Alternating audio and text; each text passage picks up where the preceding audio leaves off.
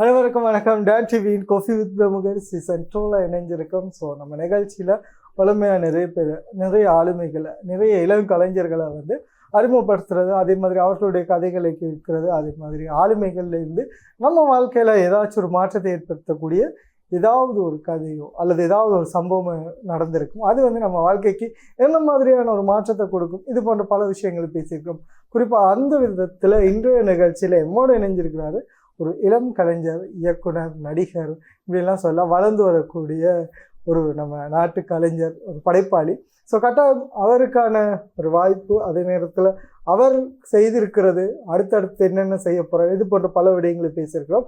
So நம்ம நிகழ்ச்சியில் இன்றைக்கு எங்களோடு இணைந்திருக்கிறது பிரைன் அவர்கள், திரைப்பட குறுந்திரைப்பட இயக்குனர். வணக்கம், எப்படி பாருங்க? வணக்கம், நான் நல்லா இருக்கேன். நீங்க எப்படி இருக்கீங்க? நானும் ரொம்ப நல்லா இருக்கேன். வாழ்க்கையில எப்படி போயிட்டு இருக்கு? ரொம்ப நல்லா போய்கிட்டு இருக்குது. சரி, உங்களை பத்தி சொல்லுங்க. என்ன, கிட்டத்தட்ட ஒரு 7-8 படம், ஷார்ட் ஃபிலிம்ஸ் இதெல்லாம் பண்ணியிருக்கீங்க அப்படின்னு நினைக்கிறேன். ஸோ இந்த பயணம் எங்கேருந்து ஆரம்பிச்சுது, எதனால இந்த இண்டஸ்ட்ரிக்கு போகணும்னு நினைச்சிங்க, இந்த மாதிரி விஷயங்களை பேசுங்க, தொடர்ச்சியாக நம்ம பேசுவோம். ஓகே, ஃபர்ஸ்ட்டுக்கு 2019 நான் என் ஓலெவல் முடிச்ச அப்புறமே இந்த ஃபீல்டுக்குள்ள வந்துட்டேன். அது வரைக்கும் ரொம்பவே படம் பார்த்து கத்துக்கிட்டு அப்படியே ரொம்ப லேர்ன் பண்ணிக்கிட்டே இருந்தேன்.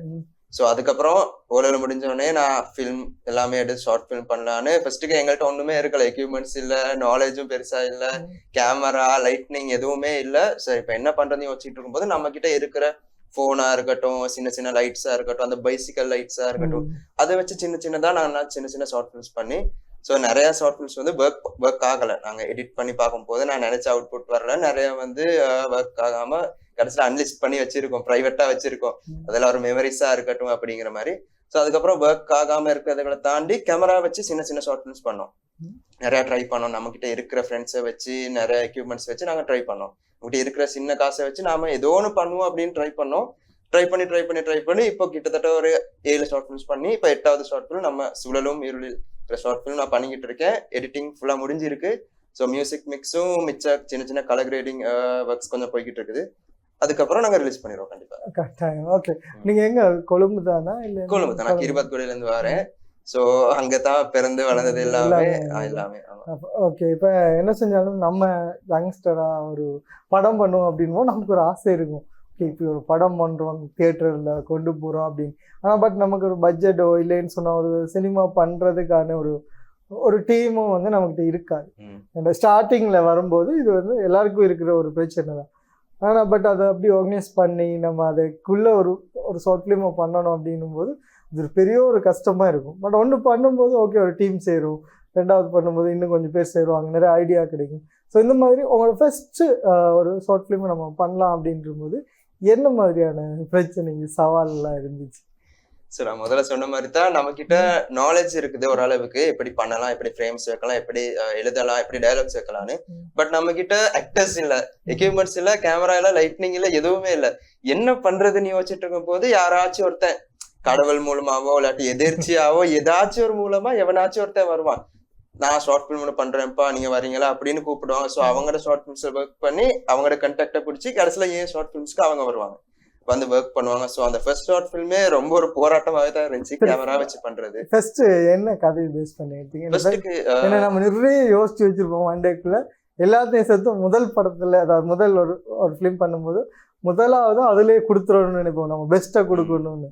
அதுக்கு பிறகுதான் தெரியும் இல்லை இதை விட பெஸ்ட் கொடுக்கணும்னு சொல்ல வரும். ஸோ அப்படி என்ன பேஸ் பண்ணி? ஆமா, நார்மலாவே இந்தியா லெவல்ல கூட இப்போ ஒரு ஃபீச்சர் ஃபிலிம் எடுக்கிறாங்கன்னா அவங்களோட பெஸ்டானது தந்துட மாட்டாங்க ஃபர்ஸ்ட்டுக்கு. ஸோ இண்டஸ்ட்ரிக்குள்ள எப்படியாச்சும் வந்துடணுங்கிறதுக்காக ஏதாச்சும் சின்ன கதை, சின்ன அவங்களுக்குள்ள இருக்கிற ஏதாச்சும் ஒரு கதையை லைட்டா எடுத்துருவாங்க. ஸோ அந்த மாதிரி தான் நானும் ஃபர்ஸ்ட்டுக்கு காமெடியா ஒன்று எடுத்தேன். ஏன்னா காமெடி வரும் நார்மலாவே, எங்க பார்த்தாலும் பார்த்தா ஃப்ரெண்ட்ஸுக்குள்ளயா இருக்கட்டும், வீட்டுல இருக்கட்டும், எங்க இருந்தாலுமே காமெடிங்கிற விஷயம் ரொம்ப காமனான ஒரு விஷயம், எல்லா ஆடியன்ஸுக்கும் ரீச் ஆகும். காமெடிங்கிற விஷயம் எல்லா ஆடியன்ஸுக்குமே ரீச் ஆகும். ஸோ அதனால ஃபர்ஸ்ட்டுக்கு ஒரு காமெடியா ஒன்று ட்ரை பண்ணியிருந்தோம், லாக்டவுன் பர்த்டேன்னு.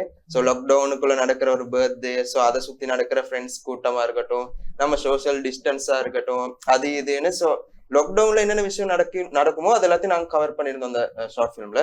ஸோ அடுத்தடுத்து அந்த மாதிரி காமெடி ஃபிலிம்ஸ் 2-3 பண்ணி, அதுக்கப்புறம் த்ரில்லர்ல 2-3 பண்ணி, ஸோ அதுக்கப்புறம் ரொமான்டிக்கா கடைசியா அவனை ட்ரை பண்ணோம், டிராமா அண்ட் ரொமான்டிக் சேர்ந்து. ஸோ ரொம்பவே கஷ்டமா இருந்துச்சு அதுதான். ஸோ ஆமா, ரொமான்டிக்ங்கிற ஜேர்னரே ரொம்பவே கஷ்டம். ஏன்னா ஒரு சின்ன ஒரு கோடு தான் இருக்குது. கிரிஞ்சுங்கிறத தாண்டி இங்கிட்ட இன்னொரு கோடு இருக்கும், ஒர்க் ஆகுற கோடு. சோ அந்த கோட்டுக்குள்ளேயே போறது ரொம்ப கஷ்டமான ஒரு விஷயமா இருந்துச்சு. ரொமான்டிக் ஜேர்னரை வந்து இப்ப தள்ளி வைக்கலான்னு இருக்கேன். ஒரு ஃபீச்சர் ஃபிலிம்ஸ் மாதிரி ரொமான்டிக்கா ட்ரை பண்ணலாம். திரும்ப த்ரில்லருங்கிற விஷயம் வந்து ஒர்க் ஆகும் நிறைய ஆடியன்ஸுக்கு. ஸோ ஒரு பிஜிஎம், லைட்னிங், ஸோ அது இதுகளெல்லாம் கொஞ்சம் மிக்ஸ் பண்ணி எல்லாமே ஒரு பேலன்ஸா ஒர்க் ஆயிடுச்சுன்னா த்ரில்லருங்கிற ஒரு ஜேர்னருக்குள்ள போயிடலாம் நம்ம. ஸோ அதுக்காக தான் இப்ப சுழலும் இருளில் படமும் ஒரு சைக்கோலஜிக்கல் த்ரில்லர் ஜேர்னர்ல நாங்க இப்ப எடுத்திருக்கோம். ஸோ அந்த ஜேர்னர்ல நாங்க அழகா கொண்டு போயிருக்கோம். ஸோ படமும் வரும். கரெக்டாக. சரி, ஏன்னா நீங்க இப்போ வளர்ந்து வர ஒரு கலைஞர், சில பேர் ஏற்றுக்க மாட்டாங்க வளர்ந்து வரேன்னா, பட் நீங்கள் வளர்ந்து வர ஒரு கலைஞர். சரி, நிறைய விஷயங்களை வந்து நம்ம வந்து செய்யணும் அப்படின்ற ஆசை இருக்கும். குறிப்பாக இப்போ வந்து ஷார்ட் ஃபிலிம் பண்ணிட்டு அதுக்கு அடுத்ததாக வந்து இன்னும் நிறைய படங்கள் பண்ணும்போது இன்னும் புதிய புதிய விடயங்களை சேர்க்கணும், இந்த கேமரா ஆங்கிள் மாற்றணும், அதே நேரத்தில் கேமராஸ் லென்ஸ் மாற்றி பெரிய ஒரு ப்ரொஜெக்ட் செய்யணும் அப்படின்ற ஆசை எல்லாருக்குமே வரும். அப்படி ஏதாச்சும் ஆசை இருக்கா? கண்டிப்பா எல்லாருக்குமே இருக்க ஆசை தானே அது. சோ நார்மலா இங்க இருந்து ஒரு 5 வருஷம் தாண்டி நீங்க என்ன யோசிக்கிறீங்க, எந்த இடத்துல இருக்கணும்னு ஆசைப்படுறீங்கன்னு கேட்டீங்கன்னா, ஒரு பெரிய ஒரு தியேட்டர்ல written and directed by Brian ஒரு கைத்தட்டல் விசிலாச்சு இருக்கணும். அப்படி ஒரு தியேட்டர்ல அப்படி இருக்கணும். ஏன்னா அதுதானே ஒரு டிரெக்டருக்கு தேவை. வேற என்ன தேவை ஒரு டிரெக்டருக்கு? சோ அது இருந்தாலே போதும். சரி, ஒரு டிரெக்டரா தான் உங்க பயணம் போகணும்னு நினைக்கிறீங்களா இல்ல ஆக்டரா?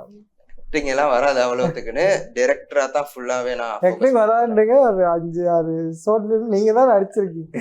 ஆமா, அது ஜஸ்ட் சின்ன சின்ன ரோல்ஸ் வந்து இப்ப நார்மலா அந்த மாதிரி ரோல்ஸ் வந்து இன்னொருத்தர வர வச்சு பண்றது எனக்கு அவ்வளவு இஷ்டம் இல்ல. நான் சின்ன ரோல் வேற எதுக்கு சும்மா இன்னொரு ஆளை கூப்பிட்டுன்னு நானே பண்ணிடுவேன். எனக்கு தெரியும் தானே என்ன விஷயம்னு. சோ அதனால சின்ன ரோலா இருந்துச்சுன்னா நான் பண்ணிட்டு போயிடுவேன். ஏன்னா இதுக்கு நீ இன்னொருத்தரை கூப்பிட்டு அவருக்கு காசு கொடுத்து அவட டைமே வேஸ்ட் பண்ணி எதுக்கு சும்மா அப்படின்னு விட்டுருவோம். கதை, திரைக்கதை, இயக்கம், வசனம், நடிப்பு எல்லாத்தையும் போட்டு. ஓகே ப்ரோ, சரி. ஓகே, இப்போ இங்கே நீங்கள் வந்து வளர்ந்துட்டு இருக்கீங்க, நிறைய ஷார்ட் ஃபிலிம் பண்ணிட்டு இருக்கீங்க, நிறைய யங்ஸ்டர்ஸ் பண்ணுற ஷார்ட் ஃபிலிம்ஸையும் பார்த்துருப்பீங்க, நிறைய ஃப்ரெண்ட்ஸ் உங்கள் டீமில் இருக்க ஃப்ரெண்ட்ஸ் கூட பண்ணுவாங்க. ஸோ எப்படி இருக்குது இண்டஸ்ட்ரி, எப்படி பார்த்துட்டு இருக்கீங்க உங்களோட வயசுக்கு, உங்களோட எக்ஸ்பீரியன்ஸுக்கு? இப்போ நீங்கள் இப்போ 2019 நீங்கள் ஓலோவல் முடிச்ச பிறகு செய்யும்போது கிட்டத்தட்ட உங்களுக்கு ஒரு 24-25 வயசு இருக்கு. இப்போ 22 வயசு. இப்போ இந்த 22 வயசுல நீங்க வந்து பார்த்துருப்பீங்க, இப்படி எல்லாம் பண்றாங்களே நம்மளோட சினிமால, நம்ம இந்த மாதிரி மாற்றி செய்யலாம், அதே மாதிரி இவங்க இப்படி பண்ணியிருக்காங்களே அப்படின்னு இண்டஸ்ட்ரியை பார்க்கும்போது உங்களுக்கு எப்படி இருக்கு? இண்டஸ்ட்ரி ஃபர்ஸ்ட் ஆஃப் ஆல் நிறைய பேர் இருக்காங்க. நாங்க நினைச்சிட்டு இருக்கோம் இங்க இண்டஸ்ட்ரி ஃபேமஸ் இல்லன்னு, இங்க பெருசா ரீச் இல்லன்னு. பட் இதை பாக்குறதுக்கு நிறைய ஒரு ஆடியன்ஸ் இருக்காங்க. சோ கொழும்புக்குள்ளேயே நிறைய போட்டியாளர்கள் இருக்காங்க. நமக்கு போட்டியாளர்கள்ங்கிறத தாண்டி நமக்கு ஹெல்ப் பண்ற நிறைய பேர் இருக்காங்க. உண்மைக்கு சொல்ல போனா இண்டஸ்ட்ரியில நிறைய ஒற்றுமையான நிறைய பேர் இருக்காங்க. எப்படி சொல்றது, இப்ப நம்ம கிட்ட ஏதாச்சும் ஒரு எடிட்டர் இல்ல, கேமராமேன் இல்ல, கேமரா இல்ல, எக்யூப்மெண்ட்ஸ் இல்லாட்டி இன்னொரு ஆள் கிட்ட கேட்டா கண்டிப்பா அவங்க ஹெல்ப் பண்ணுவாங்க. சோ போட்டித்தன்மைங்கிறத தாண்டி ரொம்ப ஒரு ஒற்றுமையான ஒரு இண்டஸ்ட்ரி தான் இந்த ஸ்ரீலங்கா, இந்த கொலம்புக்குள்ள இருக்க இந்த இண்டஸ்ட்ரி பத்தி பேசிட்டு இருக்கேன். அதே மாதிரி நிறைய ஜேர்னல்ஸ்ல நிறைய பேர் வளம் வந்துட்டு இருக்காங்க. சோ ஆர்ட், நான் முதல்ல பேசிக்கிட்டு இருந்த மாதிரி ஆர்ட் ஃபிலிம்ஸ் எடுக்கிறதுக்கு ஒரு செட் இருக்குது, கமர்ஷியலா ஃபிலிம்ஸ் எடுக்கிறதுக்கு இன்னொரு ஆட்கள் கொஞ்சம் பேர் இருக்காங்க. சோ அவங்க ஜேர்னல்ல அவங்க நல்லாவே பண்ணிக்கிட்டு இருக்காங்க. எனக்கு என்ன வேணும்னா எல்லா ஜேர்னல்லையும் எக்ஸ்ப்ளோர் பண்ணணுங்கிறது தான் ஆசை. ஓகே, இப்போ வீட்டில் வந்து என்ன மாதிரியான சப்போர்ட் பண்ணாங்க? ஏன்னா இப்போ ஒரு சின்ன யங் ஏஜில் வந்து நீங்கள் வந்து இந்த ஃபீல்டுக்குள்ளே போகிறீங்க, பட் எல்லாரோட வீட்லேயும் வந்து இந்த சூழல் வந்து இங்கே இருக்கிற நிலைமையில வந்து ஏற்றுக்க மாட்டாங்க. கொண்டு வேலைக்கு போவோம், இதெல்லாம் தேவையா, நமக்கு நிறைய பிரச்சனைகள் இருக்கும். ஏன்னா எல்லாருமே வந்து ஒரு ரிச் பீப்புளாக வந்து இங்கே இதுக்குள்ளே இண்டஸ்ட்ரிக்குள்ளே வரல. ஸோ உங்கள் வீட்டில் வந்து என்ன சொன்னாங்க? கண்டிப்பா வீட்டுல சப்போர்ட் இல்லதா. இவ கூட ப்ரோக்ராம்னு சொல்லிட்டு வரல, வெளியே போயிட்டு வரேன்னு சொல்லிட்டு வந்தேன். ஏதோ கடைக்கு போயிட்டு வர மாதிரி நான் போவேன் வீட்டுக்கு. இப்ப சோ அந்த மாதிரி தான், பெருசா சப்போர்ட்னு இல்ல, பட் சப்போர்ட் இல்லன்னு இல்ல. அவனுக்கு தெரியும் நான் என்னமோ பண்ணிக்கிட்டு இருக்கேன், என்னமோ பண்றேன். பட் இதுக்கு முன்னுக்கும் போன மூவி ப்ரொமோஷன்ஸ்க்கெல்லாம் வசந்தம் டிவி, டான் டிவி கூட வந்திருந்தேன். சோ அதெல்லாம் பார்த்துருக்காங்க, என்னமோ பண்றான் பையன், சரி அவன் பாட்டுக்கு விடுவான்னு விட்டுருக்காங்க. ஸோ அதே மாதிரி பார்ட் டைம் ஃபுல் டைமா ஒர்க் பண்ணிக்கிட்டு இருக்கேன். பார்ட் டைமா தான் இந்த சினிமா, இந்த ஷார்ட் ஃபிலிம்ஸ் எல்லாம் பண்ணிக்கிட்டு இருக்கேன். ஸோ இன்னொரு பக்கம் ஃபோட்டோகிராஃபி, எடிட்டிங், வீடியோகிராஃபிஸ் அதுகளும் பண்ணிட்டு இருப்பேன், சின்ன சின்ன ஈவெண்ட்ஸுக்கெல்லாம். ஸோ அது மூலமாக காசு வரும். ஸோ அதுகளே வீட்டுக்கு கொடுப்பேன். ஸோ வீட்டையும் மேனேஜ் பண்ணிட்டு நான் என்னையும் மேனேஜ் பண்ணிட்டு நம்ம பண்ணிட்டு ஜேர்னி போயிட்டு. ஸோ ஓகே, உங்களோட ஃபர்ஸ்ட் பண்ணின ஷார்ட் ஃபிலிமா நீங்கள் வீட்டில் கொண்டு போய் காட்டும்போது இல்லை ஃப்ரெண்ட்ஸ்கிட்ட காட்டும்போது என்ன மாதிரி ஆக்ட் பண்ணாங்க, என்ன சொன்னாங்க? கண்டிப்பா கலாய்ச்சானுங்க, என்னப்பா பண்ணி வச்சிருக்கீங்கிற மாதிரி எல்லாம் கேட்டானுங்க. ஸோ இப்ப கிட்டத்துல கூட ஒரு அண்ணா கேட்டிருந்தாரு, 4 பேர் பாக்குறதுக்கு எதுக்கு இந்த மாதிரி ஷார்ட் ஃபிலிம் பண்றீங்க, உருப்படி ஏதாச்சும் வேற ஏதாச்சும் பண்ணலாம்ல, காசு போட்டு வேற ஏதாச்சும் பண்ணலாம்ல, சும்மா காசு வேஸ்ட் பண்ணிட்டு இருக்கேன் அப்படி இப்படின்னு. ஸோ எல்லாமே ஒரு மன சாட்டிஸ்ஃபைங் தான் நமக்கு. நம்ம மனசு ஆறுதல், நமக்கு பிடிச்சதை நம்ம பண்ணணும்ல. ஸோ அந்த ஒரு எண்ணத்துல நம்ம கிட்ட இருக்கிறத வச்சு என்னமோ பண்ணிக்கிட்டு இருக்கோம். ஸோ ஓரளவுக்கு கலாய்ச்சாலும் ஃபர்ஸ்ட்டுக்கு இப்போ ஓரளவுக்கு சப்போர்ட் இருக்குது, என்ன பண்றீங்க, அடுத்து என்ன ப்ரொஜெக்ட் பண்றீங்க அப்படி இப்படின்னு. ஸோ ஓரளவுக்கு இப்போ எல்லாருக்கும் தெரியும், ஓரளவுக்கு சப்போர்ட் பண்றாங்க. ஓகே. பட் இந்த சின்ன சின்ன கதைகளை ஒரு 15 நிமிஷம் 20 நிமிஷத்துக்குள்ள ஒரு கதையாக்கி அதை வந்து ரிலீஸ் பண்ணுறீங்க. இப்போ ஒரு 7-8 போகும்போது தொடர்ச்சியாக வந்து இது போயிட்டே இருக்காது. நமக்கு ஒரு ஆசை வரும், இல்லை இதை பிரேக் பண்ணிட்டு ஒரு ஃபீச்சர் ஃபிலிம் பண்ணணும், இல்லாட்டி ஒரு பைலட் ஃபிலிம் பண்ணணும், இல்லை ஒரு டெலிஃபிலிம் பண்ணணும், இப்படியான ஒரு ஆசைகள் வரும். இந்த மாதிரி ஆசை வரும்போது என்ன மாதிரி கதையில் பண்ணலாம், இல்லை எந்த ஜேர்னலை ஃபர்ஸ்ட் எடுக்கலாம் அப்படின்ற ஒரு ஐடியா வச்சுருக்கீங்க? ஃபர்ஸ்ட் நான் கடைசி எடுத்த அந்த டிஎஃப்என்ஸ் படம் வந்து கிட்டத்தட்ட 30 நிமிஷம் படம், சரியா? ஸோ அதுல வந்து ஸ்கிரிப்ட் எழுதி பார்த்தா கிட்டத்தட்ட 2 ஹவருக்கு வருது, 1.5 ஹவருக்கு அந்த ஸ்கிரிப்ட் ஓடும். இழுத்து அவ்வளோ விஷயத்தையும் சின்ன சின்னதா காட்டலாம். நிறைய கதைகள் அதுக்குள்ள போய்கிட்டே இருக்கும். ஸோ 1.5 நிமிஷத்துக்கு 1.5 ஹவருக்கு போற அந்த ஃபில்மை நான் சின்னதாக்கி 30 நிமிஷத்துக்கு கொண்டு வந்து போயிருப்பேன். ஸோ அதுவே ஒரு ஃபீச்சர் ஃபிலிமுக்கு எடுக்கலாம். பட் அதுக்கு லவ் ரொம்ப ரிஸ்கான விஷயங்கிறனால இப்ப கடைசியா சுழலும் இருளு அது கூட ஒரு பெரிய ஸ்கிரிப்ட் தான், ஒரு 1 ஹவருக்கு வரும் அந்த ஸ்கிரிப்ட். ஸோ அதையும் சின்னதாக்கி ஒரு 15 நிமிஷத்துக்கு எப்படி காட்டலுமோ அப்படி காட்டிடும் அப்படின்னு எடுத்ததுதான் அந்த சுழலும் இருள். ஸோ கண்டிப்பா த்ரில்லர் ஜேர்னல்ல போலாங்கிறது தான் என் ஆசை ஃபியூச்சர். ஓகே. இப்போ அந்த ஆர்டிஸ்ட் நம்ம வந்து சினிமாவில் பார்த்து பழகுன, இல்லைன்னு சொன்னால் ஏதாவது ஒரு ட்ராமாவில் பார்த்த ஒரு சிலரை தான் நம்ம வந்து கட்டாயம், இல்லைன்னா நம்ம ஃப்ரெண்ட்ஸ் சர்க்கிளில் இருக்கிறவங்க யாரையாவது தான் கூப்பிட்டு வருவோம், இப்படி ஒரு படம் பண்ணுவோம் இல்லை இப்படின்றது. பட் இங்கே வந்து சொல்லணும் அப்படின்னு சொன்னால் நிறைய பேர் வந்து குறிப்பிட்டு சொல்லணும்னா இதுதான் எங்களோட தொழில், அதே மாதிரி இதை பேஸ் பண்ணி தான் இப்போ அதாவது சொல்லுவாங்க பிரத்யேகமாக தொழில் ரீதியான நடிகர்கள் அப்படின்வாங்க. ஸோ இந்த மாதிரியானர்கள் வந்து ஆல்ரெடி அவங்க ப்ராக்டிஸாகவே இருப்பாங்க. ஸோ அவங்களை கொண்டு வந்து ஒரு ஃபிலிம் எடுக்கும்போது வந்து இன்னும் வந்து எப்படி சொல்லணும்னா ஒரு தரமான ஒரு படைப்பை வந்து உருவாக்குறதுக்கு ப்ளஸ்ஸாக இருக்கும். ஆனால் நம்ம ஃப்ரெண்ட்ஸ் சர்க்கிளில் இருக்கவங்களோ இதாண்டி வரும்போது அவங்கள ட்ரைன் பண்ண வேண்டிய ஒரு சூழல் வரும். அதுக்கு நமக்கு ரொம்ப டைம் எடுக்கும். அதே மாதிரி ரொம்ப கஷ்டமாக இருக்குது. ஏன்னா சில நேரத்தில் கோவிச்சிட்டு போயிடும். முக்கால்வாசி ஃபிலிம் பண்ண பிறகு அதில் என்னோட ஷூட் முடித்த பிறகு ஒரு தான் இல்லை எனக்கு நம்ம கோவமாக பேசினா கோவிச்சிட்டு போயிட்டா அது அப்படியே முழுசாக பாலாக போயிடும். இந்த மாதிரியான சிக்கல் இருக்குது. ஸோ அந்த மாதிரி ஏதாச்சும் ஃபேஸ் பண்ணியிருக்கீங்களா, இல்லை அந்த மாதிரி எதுவும் இருக்கா? கண்டிப்பா இருக்கும். எல்லா டிரெக்டருமே ஸ்டார்டிங்ல வந்து அவங்களுக்கு சுத்தி இருக்கிற ஃப்ரெண்ட்ஸா இருக்கட்டும் அவங்கள தான் தேடி கண்டுபிடிச்சு டிக்டாக் பண்றியாப்பா வாப்பா ஷார்ட் ஃபிலிம் நடிங்கன்னு அப்படி கூப்பிட்டு எடுத்துருவாங்க. ஸோ நானும் அப்படிதான் ஸ்டார்டிங்ல ஸ்டார்ட் பண்ணேன். பட் அவங்களுக்கு ஒரு அளவுக்கு எக்ஸ்பீரியன்ஸ் இருந்துச்சு. ஸோ நான் ஃபர்ஸ்ட்டுக்கு நான் சொன்ன மாதிரி காமெடி ஃபிலிம்ஸ் தானே எடுத்தது. ஸோ அது வந்து நார்மலா வந்துடும், அவங்களுக்கு காமெடி பண்ணிட்டு தான் சுத்திக்கிட்டு இருப்பாங்க. ஸோ அதனால அவங்கள கூப்பிட்டு பண்ணனால ஓரளவுக்கு ஈஸியா பண்ணிருந்தாங்க. எனக்கு இப்ப ஃபீச்சர் ஃபிலிமா இருக்கட்டும் ஏதாச்சும் வேற ஷார்ட் ஃபிலிம்ஸ் இப்ப அடுத்தடுத்து வர ஃபிலிம்ஸ்ல கூட எங்க கூட இருக்கிற இந்த புதுமுகங்களை தான் மெயின் ரோலா போடணுங்கிறது என் ஆசை. அந்த ஃபேமஸா இருக்கிறவங்க கொஞ்சம் ஆக்டிங்ல எக்ஸ்பீரியன்ஸ் இருக்கவங்கள எடுப்பேன். சின்ன ரோல்ஸ், கேமியோ ரோல்ஸ், அவங்கள வச்சு ஏதாச்சும் ப்ரொமோஷன் பண்ணலாம் அப்படிங்கிற ஒரு எண்ணத்துலதான் நான் படத்துக்குள்ள போடுவேன் நார்மலாவே. ஏன்னா அங்கீகாரங்கிறது இவங்களுக்கும் தேவை தானே. இப்ப நம்ம கூட இருக்கிறவங்களும் வளர்ந்து வரவங்களுக்கு கண்டிப்பா அந்த அங்கீகாரம் தேவை தானே. ஸோ அதனால அவங்கள தான் மெயினா வச்சு மோஸ்ட்லி என் ஃபிலிம்ஸ் எடுப்பேன். ட்ரெயின் பண்ணாலும் கஷ்டமா இருந்தாலும் பரவாயில்லப்பா நீ தான் பண்ற, உன்னை எப்படியாச்சும் நான் ஆக்டர் ஆக்குறேன் அப்படிங்கிற நல்ல எண்ணத்துல அவங்களை கூப்பிட்டு பண்ணிடுவோம். ஓகே. பட் இப்போ நீங்கள் தொடர்ச்சியாக வந்து இதெல்லாம் பண்ணும்போது ஒரு யங்ஸ்டராக இன்னும் வளர்ந்து வர நீங்கள் நிறைய விஷயங்களை கற்றுக்கணுன்னா சில நேரத்தில் நம்ம வந்து யார்கிட்ட அது ஏடியா வந்து இப்போ ஜாயின்ட் ஆகும் சில விஷயங்களை கற்றுக்கிறதுக்காக. சில நேரத்தில் இல்லை நம்மளே வந்து முழுசாக வந்து போயிட்டு படிப்போம், இது சம்மந்தமாக படிச்சுட்டு வந்து பண்ணுவோம், இப்படியான ஒரு சூழலை வந்து சில பேர் ஏற்படுத்திக்குவாங்க. ஸோ அந்த மாதிரி ஏதாச்சும் ஐடியாக்கள் இருக்கா பண்ணுற மாதிரி? கண்டிப்பா நான் சின்ன வயசுல இருந்தே நிறைய படம் பார்த்து யூடியூப் வீடியோஸ் பார்த்து நிறைய ஷார்ட் ஃபிலிம்ஸ் பார்த்து அதுல எப்படி எடுக்கிறாங்கிறத பார்த்து தான் நிறைய லேர்ன் பண்ணது எல்லாமே.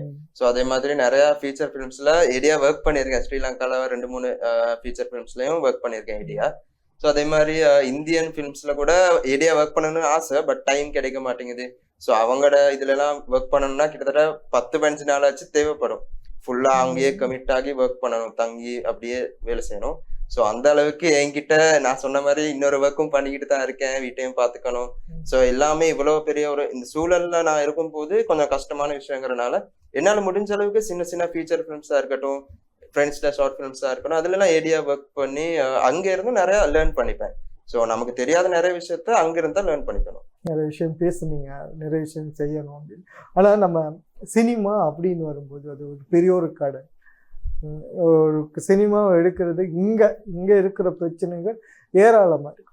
இப்போ நம்ம பார்க்குற தென்னிந்திய திரைப்படங்களாக இருக்கலாம், இல்லைன்னு சொன்னால் இந்தியன் ஃபிலிம்ஸாக இருக்கலாம், இல்லைன்னா ஜப்பான் படமாக இருக்கலாம், சைனீஸாக இருக்கலாம், கொரியனாக இருக்கலாம், ஸ்பானிஷாக இருக்கலாம், ஈரான் ஃபிலிம்ஸாக இருக்கலாம், அமெரிக்காவில் இருக்கலாம், யூஎஸ்ல இருக்கலாம். நம்ம உலகத்தில் இருந்து வெளிவர எல்லா படங்களையும் பார்ப்போம்.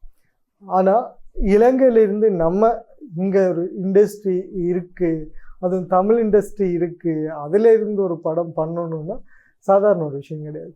நம்ம வெளியில் வந்து ஒரு கேமராவை வச்சு ஒரு ஃபிலிமை பண்ணுறது, ஒரு ஷார்ட் ஃபிலிமை பண்ணுறதோ இதுன்றதோ இல்லை. இது நம்ம பெரிய ஒரு மார்க்கெட்டில் கடலில் போயிட்டு ஒரு பெரிய ஒரு திமிங்கலத்தை பிடிக்கிற மாதிரி இருக்கும். ஸோ இதில் வந்து நிறைய பயணம் செய்ய வேண்டிய சூழல் இருக்கும். ஸோ இது முழுமையாக நம்ம வாழ்க்கையில் இதுதான் எங்கள் லைஃப், இதுதான் நாங்கள் கொண்டு போகிறோம், இல்லை இதில் தான் நாங்கள் படம் பண்ணி இதில் தான் நம்ம லைஃப்பை வந்து சரியான முறையில் எடுத்துகிட்டு போகிறோம், என்னோடய படைப்பை வந்து நான் இப்படி காட்ட போகிறோம் அப்படின்னும் போது ரொம்ப கஷ்டப்பட வேண்டியிருக்கு. அதுக்கு தயாராக இருந்தால் தான் ஒரு இயக்குனர் அப்படின்னா இந்த கேப்டன் ஆஃப் த ஷிப் ஒரு படத்தோட ஸோ அதை மாற வேண்டிய ஒரு சூழல் இருக்கும். இப்படியானது இருக்கும்போது நம்ம லைஃப்பும் வந்து பார்த்துட்டு போக வேண்டிய ஒரு சூழல் இருக்குது. ரெண்டுலேயும் வந்து என்ன, நீங்கள் யங்ஸ்டராக இருக்கிறதால தான் இந்த கேள்வி கேட்குறேன். ஸோ ரெண்டுலேயும் வந்து பயணம் செய்கிறது அப்படின்றது முடியாது. நம்ம இந்த துறையில் போகணும்னா இதுக்காகவே நம்ம அர்ப்பணிக்க வேண்டிய ஒரு சூழல் இருக்குது இங்கே. ஸோ இப்படி ஒரு சேலஞ்ச் வந்துடுச்சு, உங்களுக்கு என்ன பண்ணணும்? அந்த சேலஞ்ச் எப்பயுமே வர்றதுதான், புதுசா வர்றது இல்ல. ரெண்டையும் பேலன்ஸ் பண்ணணும். எப்படியாச்சும் பேலன்ஸ் பண்ணி ஏதாச்சும் ஒரு கேம் அடிக்கணும், ஏதாச்சும் பண்ணணும் அப்படிங்கிற ஒரு சிச்சுவேஷன்ல தான் எப்பயுமே ஏதாச்சும் படம் பண்றது. ஸோ அந்த சிச்சுவேஷன் எப்பயுமே வர்றதுதான். பட் இக்கட்டான ஒரு சூழ்நிலை ஒண்ணு ரெண்டுல ஒன்றுதான், இது இல்லைன்னா இது இப்படி ஒரு சிச்சுவேஷன் வந்துச்சுன்னா கண்டிப்பா என் லைஃப் இந்த படம் மீடியா ஃபீல்டு அப்படியே போயிட வேண்டியதுதான். ஸோ அதுதான். சரி, என்னதான் செஞ்சாலும் இங்கே இருந்து ஃபிலிம்ஸ் பண்ணுறவங்களுக்கு ஒரு ஆசை இருக்கும், தென்னிந்தியாவில் இவரை வச்சு ஒரு படம் பண்ணணும், இல்லை இந்த படம் பண்ணணும், இல்லை இந்த டைரக்டருக்கு பதிலாக நான் பண்ணணும், இல்லை இந்த மியூசிக் டைரக்டரை மாற்றிட்டு இவரை வச்சு யூஸ் பண்ணணும், இந்த ஹீரோ தான் வேணும், இப்படி ஒரு ஆசை இருக்கும் எல்லாருக்குமே மேக்ஸிமம். ஸோ உங்களுக்கு? எனக்கு பிடிச்ச ஆக்டரே விஜய் சேதுபதி தான். ஸோ நேச்சுரலாக ஆக்ட் பண்ணிடுவாரு. அவர்கிட்ட இன்டர்வியூஸாக இருக்கட்டும், நிறைய கருத்து மலையில அப்படியே நினைய வச்சிருவாரு எங்களை. ஸோ கண்டிப்பா விஜய் சேதுபதி வச்சு ஏதாச்சும் புதுசா ட்ரை பண்ணலாம், மகாராஜால ட்ரை பண்ண மாதிரி வித்தியாசமா ஏதாச்சும் ட்ரை பண்ணலாம் அவரை வச்சுங்கிறதான் என் ஆசை. ஸோ அதே மாதிரி மியூசிக் டிரெக்டர் வைஸ் பார்த்தோம்னா கண்டிப்பா சாம் சிஎஸ்ஆ இருக்கட்டும், அவருக்கெல்லாம் பெருசா ஒரு அங்கீகாரம் கிடைக்க மாட்டேங்குது. அடுத்து நம்ம சந்தோஷ் நாராயணன் சார், அவருக்கு இப்போ ஒரு அங்கீகாரம் கிடைச்சிருச்சு நம்ம ரெட்ரோ படம் மூலமா. ஸோ அந்த மாதிரி வளர்ந்து வர சின்ன சின்ன மியூசிக் டிரெக்டர்ஸ், அந்த அண்டர் ரேட்டடா இருக்கிறவங்களுக்கு ஒரு பெரிய வாய்ப்பு கொடுத்து இண்டஸ்ட்ரியில கொஞ்சம் தூக்கி விட்டுறணும் அப்படிங்கிறது தான் என் ஆசை. சரி, இங்கே நீங்கள் பண்ணுறது இப்போ இங்கே இருக்கிற யங்ஸ்டர்ஸ், நம்ம பசங்க, நம்ம நாட்டு கலைஞர்கள் நிறைய பேர் வளர்ந்து வந்துட்டு இருக்காங்க. நிறைய பேர் வந்து நல்ல நல்ல கதைகளை சூஸ் பண்ணுறாங்க. தொடர்ச்சியாக இங்கே ஒரு தமிழ் இண்டஸ்ட்ரியை உருவாக்கி இதில் வந்து ஒரு பிஸ்னஸ், அதே நேரத்தில் ஒரு கமர்ஷியல் சினிமா, ஒரு நல்ல ஒரு ஆர்ட் ஃபிலிம், இந்த மாதிரியெல்லாம் பண்ணணும் இப்படின்னு முயற்சி செஞ்சுட்டு இருக்காங்க. ஸோ இங்கே நீங்கள் பார்க்குற விஷயம், ஒரு யங்ஸ்டராக நீங்கள் என்னெல்லாம் பார்க்குறீங்க, இங்கே இருந்து என்னத்தெல்லாம் கற்றுக்கொள்ளலாம், இதில் இருந்து நம்ம என்னெல்லாம் வந்து நம்ம ஐடியாவை இன்புட் பண்ணலாம், அப்படி ஏதாச்சும் யோசிச்சிருக்கீங்களா? கண்டிப்பா. இப்போ பார்த்துக்கிட்டு இருக்கும் போது நம்ம இலங்கையில வளர்ந்து வர நிறைய டைரக்டர்ஸா இருக்கட்டும், ஆக்டர்ஸா இருக்கட்டும், அங்க இந்தியா போயிட்டு எதுவும் பெருசா பண்ணிக்கிட்டு இருக்காங்க. இப்போ இங்க ஷார்ட் ஃபிலிம் பண்ணிட்டு இருந்தா நம்ம தனுஷன் அண்ணா இருக்கட்டும், இங்க சச்சின் அண்ணா வச்சு நிறைய ஷார்ட் ஃபிலிம்ஸ் பண்ணிட்டு இருந்தாரு. இப்போ அங்க போயிட்டு பெருசா இன்னொரு ஃபீச்சர் ஃபிலிமே பண்ணிட்டு இருக்காரு. நம்ம ரெப்சிலோன்ல இருந்தாரு வகீஷன் அண்ணா, அவர் வந்து அங்க ஹீரோவா நடிச்சிட்டு இருக்காரு. மைனருங்கிற ஒரு ஃபிலிம்ல இந்தியால ஹீரோவா நடிச்சிட்டு இருக்காரு. சோ அதெல்லாம் பார்க்கும்போது என்ன தோணுதுன்னா, எங்ககிட்ட நம்பிக்கை இருக்கு, வி ஹேவ் ஹோப்ங்கிற மாதிரி. அவங்கள ஏதாச்சும் பண்றாங்கன்னா கண்டிப்பா, அவங்க வளர்றாங்கன்னா கண்டிப்பா எங்களாலே வளர முடியும், எங்களே எப்படியாச்சும் இழுத்து எடுத்துருவாங்க அப்படிங்கிற ஒரு நம்பிக்கை ரொம்பவே அதிகமா இருக்கு இப்போ. ஏன்னா இலங்கையில வர நிறைய பேர் வளர்ந்து வந்துட்டு இருக்காங்க. ஸோ அதுதான் நிச்சயமா. சரி, முயற்சி அப்படின்றது எல்லாருமே செய்ய வேண்டியது. சரி, ஓகே. நம்ம பையன் நீங்கள் தொடர்ச்சியாக வந்து ஒரு ஷார்ட் ஃபிலிம் பண்ணியிருக்கீங்க, இரவின் சுழலும் வருதில்ல, சுழலும் இருளில். ஓகே, என்ன கதை, எதை பேஸ் பண்ணி இருக்கு, இல்லை என்ன அதில் சொல்ல வர விஷயம் என்ன இருக்கு? நான் வந்து யூடியூப்லேயோ இல்லைன்னு சொன்னால் ஒரு மீடியாலேயோ இல்லை ஒரு தியேட்டரில் நம்ம ஒரு கலாச்சாரம் இருக்குது, ஷார்ட் ஃபிலிம்லாம் வந்து தியேட்டரில் ரிலீஸ் பண்ணுவோம். ஸோ அப்படியான விஷயங்கள்ல இப்போ நான் வந்து பார்க்கணும் அப்படின்னா அதில் என்ன விஷயத்த பேஸ் பண்ணி அதை சொல்லியிருக்கீங்க? கதையை சொல்ல வேண்டாம், பட் ஒரு இது இருக்குது, நீங்கள் வந்தால் இப்படி ஒரு சஸ்பென்ஸ் இருக்குது அப்படின்ற மாதிரி இருக்கும்ல. ஓகே, டீசர் ரிலீஸ் ஆயிடுச்சு, கிட்டத்தட்ட தான் ரிலீஸ் ஆயிடுச்சு. பார்த்தேன் பாத்தீங்க? ஓகே, அதுலயே பாதி விஷயம் புரிஞ்சிருக்கும், பாதி விஷயம் புரியாமலும் இருக்கும். சோ அதுதான் நம்ம படத்துக்கு வந்து ஃபுல்லாவே ஒரு ஆர்ட் ஃபிலிம்ஸ் பாக்குறவங்களை தான் டார்கெட் பண்ணி அடிக்கிறது இந்த படம். சோ மெயினா சொல்ல போனா அந்த ஒன்லைனர் சொல்லணும்னா ஸ்கிட்சோஃப்ரெனிக் அப்படின்னு ஒரு வியாதி, ஒரு எக்ஸ்ட்ரீமான ஒரு டிப்ரெஷன் வியாதியில இருக்கிற ஒரு ஹீரோ, அவரை சுத்தி நடக்கிற விஷயம், அவரை இருள் சூழ்ந்துச்சா இல்லையாங்கிறதான் இந்த படம். அதான் சொல்ல இருக்கு. இதுக்கப்புறம் மேல சொன்னோம்னா கதையே ஃபுல்லா ரிவீல் ஆயிரும். கதை சொல்ல வேணும். கேட்டேன் என்ன நான் பாக்குறேன்னா அந்த படத்தை பார்க்கணும் எனக்கு ஒரு ஆர்வம் ஒண்ணும் இல்லை, இந்த மாதிரி ஒரு விஷயம் இருக்கு அப்படின்றது. ஓகே, அதால தான் கேட்டேன். நான் இல்ல ஆடியன்ஸ் கேட்டா நீங்க சொல்லிட்டீங்க. ஓகே, ஆர்வம் அது ஏன் பார்க்கணும்னு கேட்டீங்கன்னா அதுல புதுசா நாங்க ஒன்று ட்ரை பண்ணியிருக்கோம். அதாவது வித்தியாசமான ஒரு சேனல். இப்ப என் ஷார்ட் பிலிம்ஸ்ல மோஸ்ட்லி எனக்கு பிடிக்கும் இந்த மாதிரி ஏதாச்சும் சின்ன சின்ன விஷயமாச்சு வித்தியாசமா ட்ரை பண்ணணும். இப்ப நார்மலா கடைசி அடுத்த டிஎஃப்என்ஸ்ல கூட ஒரு லவ் ஸ்டோரியா லீனியரா தான் காட்டியிருப்பாங்க, நான் லீனியர்ல யாருமே பெருசா காட்ட மாட்டாங்க. இப்ப ஈரம் படம் அந்த ஸ்ட்ரக்சர்ல மாதிரி ரொம்ப நான் லீனியரா அதுவும் ரொமான்ஸா கொண்டு போகணும். சோ அந்த இல்ல அதுதான் ரொம்ப சேலஞ்சிங்கான ஒரு விஷயம். அங்க நான் லீனியர்ல வந்து ஒர்க் ஆகணும், ஆடியன்ஸுக்கு ரொமான்டிக் ஃபீலும் கொண்டு போகணும், டிராமாவும் போகணும் அப்படின்னா சோ அங்க வந்து ரொம்ப சேலஞ்சிங்கா இருந்த மாதிரி இதுல வந்து நாங்க ரொம்ப சேலஞ்சிங்கா இதுவும் நான் லீனியரா தான் போகும். ரெண்டு விஷயம் நடந்துகிட்டே இருக்கும், அதாவது ரெண்டு உலகத்துல நடக்கிற மாதிரி ரெண்டு விஷயம் நடந்துகிட்டே இருக்கும் நம்ம ஹீரோக்கு. சோ இதுல ஏன் நீங்க பாக்கணும்னு கேட்டீங்கன்னா வித்தியாசமா நாங்க ட்ரை பண்ணிருக்கோம், நாங்க செஞ்சிருக்கோம், நீங்க பாருங்க அப்படிங்கறத தாண்டி நல்லாவே பெர்ஃபார்ம் பண்ணிருக்காங்க. பொய் சொல்ல தேவையில்ல, நான் நினைச்சதை விட ரொம்பவே எக்ஸ்ட்ராடினரியா பண்ணிருக்காங்க. 4 லீட் ரோல்ஸுமே ரொம்ப நல்லா பண்ணிருக்கனால கண்டிப்பா அவங்களோட பெர்ஃபார்மன்ஸ்க்காக சரி நல்லா பாருங்க. சோ நல்ல ஒரு கதைக்களம், நல்ல ஒரு கருத்தோட இருக்கும். நிச்சயமா சார். இதெல்லாம் ஒரு பக்கம் இருக்கும்போது உங்களோட இந்த சினிமா அது எல்லாம் விட்டு நீங்கள் வெளியில் வரணும், இல்லாட்டிக்கு ஓகே இதை விட்டுட்டு நான் வெளியில் போகணும் அப்படின்னு ஒரு சூழல் வரும்போது இல்லை வந்துடுச்சு அப்படின்னு இங்கே இருக்கிற கலைஞர்கள் நிறைய பேர் எதிர்நோக்குற ஒரு விஷயம் இதுதான். நீங்கள் பார்த்தீங்கன்னா உங்களுக்கு முன்னுக்கு சீனியர்ஸ் நிறைய பேர் இருக்காங்க, கிட்டத்தட்ட 60 வயசுலேருந்து 70 வயசுலேருந்து இப்போ உங்களோட வயசு வரைக்குமான நிறைய ஆர்டிஸ்ட் இருக்காங்க. ஒருத்தருக்கு சான்ஸ் கிடைக்கல, சிலருக்கு வந்து கிடைச்ச சான்ஸ் சரியாக அமையலை, சிலர் வந்து கிட்டத்தட்ட எங்ககிட்ட வந்திருந்த ஒருத்தர் கூட பேசியிருந்தார், ஒரு ஷார்ட் ஃபிலிமில் இல்லை ஒரு டெலிட்ராமாவில் ஒரு சின்ன ஒரு சீனுக்காக ஒரு நாள் ஃபுல்லாக அந்த லொக்கேஷனை கண்டுபிடிக்கிறதுக்கு 3 வீலுக்கு மட்டுமே 10,000க்கு மேலே பே பண்ணிவிட்டு தேடி பிடிச்சி ஒரே ஒரு சீன், அதுவும் ஒரு இந்த முதுகு பக்கம் தான் தெரியும், அப்படியான சீன் கூட நடிக்கிறது நிறைய ஆர்டிஸ்ட் வந்து முயற்சி செஞ்சுருக்காங்க, அந்த மாதிரி கஷ்டப்படுறாங்க. இப்படியானது ஒரு சூழல் இருக்குது. அதே மாதிரி இப்போ நீங்கள் யங்ஸ்டர்ஸும் உங்கள்கிட்ட ஒரு டீம் இருக்குது, ஒரு குரூ இருக்குது, இதை வச்சுட்டு நீங்கள் பண்ணுறீங்க. ஸோ அப்படி இருக்கும்போது 2 பேரும் வந்து ஒரு பேலன்ஸ் ஆகிற ஒரு இடம் வந்தால் என்ன செய்யும்? எது பேலன்ஸ் ஆகிற இடம் புரியல அப்படின்னா இப்போ உங்கள்கிட்ட ஒரு குரூ இருக்குது, ஒரு டீம் இருக்குது, அதே மாதிரி இங்கால உண்மையாக வந்து சினிமாவுக்காக பாடுபடுற இல்லை செய்யணும், இங்கே இருக்கிற ஏதாச்சும் ஒரு இதில் வந்து நடிச்சிடணும், வாய்ப்பு ஏதாவது ஒன்று. இப்போ ஒவ்வொரு ஃபீல்டுக்குள்ளேயும் இருப்பாங்க, ஒன்று நடிக்கிறவங்க இருப்பாங்க, டெக்னிக்கல் டீமில் வேலை செய்யணும் இருப்பாங்க, ஒரு ஐடியா வேலை செய்யணும், நான் கற்றுக்கணும், இப்படின்ற மாதிரி ஒரு டீம் இருக்குது.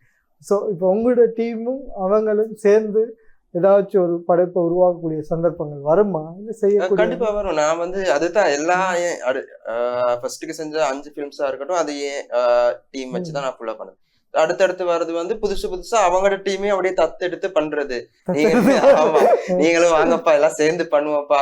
ஏன்னா நம்ம டீம் மட்டும் இருந்தா நமக்குள்ளேயே தான் அந்த நாலேஜ் சுத்திக்கிட்டே இருக்கும், நமக்கு தெரிஞ்ச விஷயத்த மட்டும் செஞ்சு ஒரு 4 சிவருக்குள்ளேயே தான் நம்ம இருப்போம். சோ அவங்களையும் கூப்பிடணும்னா அவங்களுக்கு அதை விட நிறைய விஷயம் தெரியும். சோ அவங்களோட விஷயத்த சேர்த்து பண்ணும் போது நிறைய விஷயம் வந்து நம்ம புதுசா கொடுக்குற மாதிரி இருக்கும். இவ்வளவு செய்யறதுக்கு பட்ஜெட் எங்க இருந்து வருது? எங்க நார்மலா பிலிம்ஸுக்கு வந்து டீமா சேர்ந்து தான் பட்ஜெட் பண்றது. நார்மலா ஸ்ரீலங்கால வந்து பெருசா ப்ரொடக்ஷன் கம்பெனிஸோ ப்ரொடியூசர்ஸோ பெருசா ஷார்ட் பிலிம்ஸ்ல வந்து இன்ட்ரெஸ்ட் காமிக்கிறது இல்ல. ஷார்ட் பிலிம்ன்றது எதுன்னா நிறைய பேர் நம்ம நினைக்கிறோம், ஓகே நம்ம இது படம் அப்படி இல்லை இது முடிச்சிடல. ஷார்ட் பிலிம் வந்து நீங்க படிச்சதை ஒரு ப்ரொஜெக்ட் மாதிரி இப்ப வந்து ஆமா நீங்க பிரசன்டேஷனுக்கு இதுதான் பண்ண போறேன். ஆமா ஸோ அதுக்காக தான் அப்போ அதுக்கு வந்து நம்ம ப்ரொடியூசர் எதிர்பார்க்கிறதோ இல்லைன்னா சில இடத்துல இருக்கலாம். பட் வந்து மேபி அது நம்ம எங்களால் முடியும், இது இப்படி ஒன்று செஞ்சுருக்கோம் பாருங்க, ஃபியூச்சர் ஃபிலிம் பண்ணுறதுக்கான ஒரு ப்ரொஜெக்ட் தான் அது. ஸோ அதால் வந்து இதெல்லாம் பண்ணுறதுக்கு தொடர்ச்சியாக நீங்கள் ஏதாவது ஒரு விதத்தில் வந்து உங்களோட காசும் போகும், டீமோட இதுலேயும் போகும். ஸோ அதுக்கான பட்ஜெட்டில் கண்டிப்பா என் காசும் டீம்ல அதான் சொன்னேன் தத்து எடுக்கிறதுன்னு. ஸோ அவங்களும் மெயினா பட்ஜெட் போடுவாங்க. ஸோ எல்லாருமே காசு போட்டு பண்றது தான் நம்ம ஷார்ட். சரி, ஓகே. காசு போட்டு பண்ணி அதில் என்ன லாபம் வருது? லாபம்னா முதல்ல சொன்ன மாதிரி தான், நமக்கு பிடிச்சதை நாம பண்றோம். சோ நமக்கு பிடிச்ச நம்ம பண்ணும் போது நமக்கு ஒரு சாட்டிஸ்பாக்சன் இருக்கும் தானே. நம்ம பண்ணிட்டோம், நமக்கு பிடிச்சதான் நம்ம பண்றோம் அப்படிங்கிற ஒரு இது இருக்கும் நமக்கு. சோ அதே மாதிரி அதை வச்சு 4-5 ப்ரொடியூசர்ஸை பிடிக்கலாம், ஒரு வாய்ப்பு தேடலாம்ங்கிற ஒரு நல்ல எண்ணத்துல தான் இந்த மாதிரி ஷார்ட் ஃபிலிம்ஸ் பண்றது. மிச்சபடி டைம் ரொம்ப நிறைய டைம் இருக்கு, நமக்கு வேலை வெட்டி இல்லாம சுத்திக்கிட்டு இருக்கோம் அப்படின்லாம் இல்ல. எல்லாம் ஒரு குறிக்கோளோட தான் எல்லாருமே பண்றது. ஓகே, நமக்கு இருக்கிற ஆசை திருப்திக்காக நம்ம இதை பண்ணிட்டு இருக்கோம் அப்படின்ற மாதிரி சொல்றீங்க. பட் ஓகே, நான் என்ன செஞ்சாலும் நம்ம ஒரு விஷயத்துல இன்வெஸ்ட் பண்ணும்போது ப்ராஃபிட் அப்படின்றது கட்டாயம் எதிர்பார்ப்போம். இல்லைன்னா நம்ம டைம் வேஸ்ட். ஒரு கட்டத்துக்கு மேலே ஒரு ப்ராஃபிட்ன்றது இல்லைன்னா நம்மளை சுற்றி இருக்கவங்களே நம்மளை குறை சொல்ல ஆரம்பிச்சிடுவாங்க. என்னடா குழைச்சி கொண்டு போயிட்டு அதில் போட்டுட்ருக்க, ஏதாச்சும் தொழிலில் போடு, இல்லை விட்டு வேறு ஏதாச்சும் தொழில் பண்ணி, இல்லை ஒரு சின்ன கடையை ஆரம்பி, இல்லைன்னா ஒரு பிஸ்னஸில் இப்படி ஒரு விஷயம் வரும். அந்த மாதிரி வரும்போது இல்லைன்னா உங்களை சுற்றி இருக்கிற இந்த மாதிரி நெகட்டிவான பீப்புள்ஸாக இருக்கலாம். இல்லைன்னா நெகட்டிவாக ஏதாச்சும் சொல்கிறாங்க அப்படின்னா நீங்கள் என்ன மாதிரியான மாற்று வழி வச்சுருக்கீங்க, என்ன செய்வீங்க? என்ன ரிப்ளை அப்படிங்கிற மாதிரி. ஆமா, நீங்க என்ன அவங்களுக்கு என்ன சொல்ல போறீங்க, இல்ல என்ன சொல்றீங்க, இல்ல இப்ப ஏதாச்சும் சொன்னவங்களுக்கு என்ன சொல்லியிருக்கீங்க? என்ன சொல்லியிருக்கேன்னா, நான் ஒண்ணுமே சொல்ல மாட்டேன், நான் மௌனமா தான் இருப்பேன், நான் சைலண்டா தான் இருப்பேன். மௌனமே பதில. அவங்க சொல்றதுல நியாயம் இருக்குதான். பட் அப்படி இருந்தாலுமே எனக்கு பிடிச்சதை நான் பண்ணிக்கிட்டு இருக்கேன் அப்படிங்கிற ஒரு திருப்தி நீங்க சொன்ன மாதிரி இருக்கும். அது மாதிரி அதை வச்சு அடுத்தடுத்து ஒரு நல்ல வாய்ப்பு கிடைக்கும்ங்கிற ஒரு நம்பிக்கை எனக்கு இருக்கு. அந்த நம்பிக்கை அவங்களுக்கு ஏன் மேல இல்ல, அது அவங்களோட பிரச்சனை. எனக்கு ஏன் மேல நம்பிக்கை இருக்கு, ஏதாச்சும் பண்ணலாங்கிற ஒரு நம்பிக்கை. சோ கண்டிப்பா அந்த நம்பிக்கையோட நான் அப்படியே மௌனமா இருப்பேன், ஒன்னும் பேச போக மாட்டேன். சரிப்பா, சரி நீங்க சொல்றத பண்றேன், நீங்க சொல்றதா சரி அப்படின்னு மௌனமா இருந்துட்டு போயிடுவேன். சோ இந்த ஃபீல்ட்ல இருக்கவங்களுக்கு புரியும் நம்ம கஷ்டம். அதனாலதான் கேட்டேன். ஆமா, உங்களுக்கு எல்லாம் புரியும். வெளியில இருந்து பாக்குறவங்களுக்கு ஏதோ டைம் வேஸ்ட் பண்ற மாதிரி தான் இருக்கும். நீங்க சொல்றீங்க சின்ன மீனை அங்கங்க போட்டு வைக்கிறோம், பெரிய ஒரு மீனா பிடிக்கலாம் அப்படின்ட்டு. ஓகே, ஸோ யங்ஸ்டர் ஒரு சின்ன ஒரு குறுந்திரைப்படங்கள் எல்லாம் இயக்கிட்டு ஒரு ஃபியூச்சர் ஃபிலிமுக்கு நோக்கி போயிட்டே இருக்கிறீங்க. ஸோ இதெல்லாம் வந்து இங்கே இண்டஸ்ட்ரியிலையோ இல்லைன்னு சொன்னால் வெளிநாட்டுலேயோ இல்லைன்னா இந்தியாவிலேயோ எங்கேயோ நம்ம ஒரு படம் பண்ணணும் அப்படின்னா இருக்கிற பெரிய பிரச்சனையே பட்ஜெட் தான், ப்ரொடக்ஷன் காஸ்ட் அப்படின்னு. இப்போ நீங்கள் ஒரு ஃபியூச்சர் ஃபிலிம் பண்ணணும் அப்படின்னா இங்கே இண்டஸ்ட்ரியே வந்து இங்கே எங்கே இருக்குது அப்படின்ற ஒரு விஷயம் இருக்குது. அதாவது இப்போ தான் வந்து தொடர்ச்சியாக பண்ணிகிட்டே இருக்கும். ஸோ இங்கே ஒரு படம் பண்ணி இதை எப்படி வந்து வெளிநாட்டுக்கோ இல்லைன்னு சொன்னது ஒரு பிஸ்னஸாக மாற்றலாம் அப்படின்ற ஐடியா எதுவும் வச்சுருக்கீங்களா? கண்டிப்பா சினிமாங்கிறதே ரொம்ப பிசினஸா மாறிட்டு தான் வருது. இங்கதான் அதுக்கான வளம் அப்படின்றது ரொம்ப குறைவா இருக்கு தமிழ்ல. அப்படின்னும் போது இது கஷ்டமா இருக்குமே. ஆமா, ரொம்ப சேலஞ்சிங்கான விஷயம் தான். நம்ம ஸ்ரீலங்கால வந்து ஒரு ஃபீச்சர் ஃபிலிம் எடுத்து தியேட்டர் அளவுக்கு போறதே ஒரு பெரிய விஷயம் தான். ஸோ ரொம்பவே சேலஞ்சிங்கான ஒரு விஷயம் தான். ஸோ நான் டார்கெட் பண்றது மெயினா இந்தியாவை தான் டார்கெட் பண்றது, இல்லாட்டி ஓடிடி சைட்ஸ், நம்ம நெட்ஃபிளிக்ஸா இருக்கட்டும். ஸோ அந்த மாதிரி ஓடிடி சைட்ஸ்க்கு வித்தாலும் நமக்கு ஒரு அங்கீகாரம் கிடைக்கும். ஸோ ப்ரொடக்ஷன் கம்பெனிஸுக்கும் ட்ரை பண்ணிருக்கீங்களா இப்படி கொண்டு போகணும் அப்படின்ற மாதிரி ஓடிடிக்கோ? இல்ல, ஆமா, ஓடிடிக்கு ஒரு ஃபீச்சர் ஃபிலிம் ஒன்று பண்ணிக்கிட்டு இருக்காங்க. ஸோ அதுல நான் ஒர்க் பண்ணேன். நான் இது வரைக்கும் எதுவுமே ஸ்டார்ட் பண்ணல, ஏன்னா அதுக்கெல்லாம் நிறைய கண்டெக்ட்ஸ் வேணும், நிறைய லேர்ன் பண்ணியிருக்கணும். ஏன்னா ஓடிடிங்கிறது ஒரு சின்ன விஷயம் இல்லை, அதுலயே நாங்க தனித்துவமா தெரியணும்னா நம்ம படத்துல ரொம்பவே ஏதாச்சும் தனித்துவமா இருக்கணும். ஸோ அதெல்லாம் ரொம்பவே லேர்ன் பண்ணிக்கிட்டு தான் இருக்கேன். இன்னுமே அதை பத்தி அதுக்கான கடல்ல நான் இறங்கலை இன்னும். சரி, இங்க நீங்க பார்த்துட்டே இருக்கும்போது இங்க கொழும்பு அப்படின்றதால உங்களுக்கு நிறைய சிங்கள படங்கள், அதே மாதிரி குறிப்பாக சிங்கள படத்துல வேலை செய்யக்கூடிய நிறைய நண்பர்கள் உங்களுக்கு பழக்கம் பரிச்சயமாகலாம்.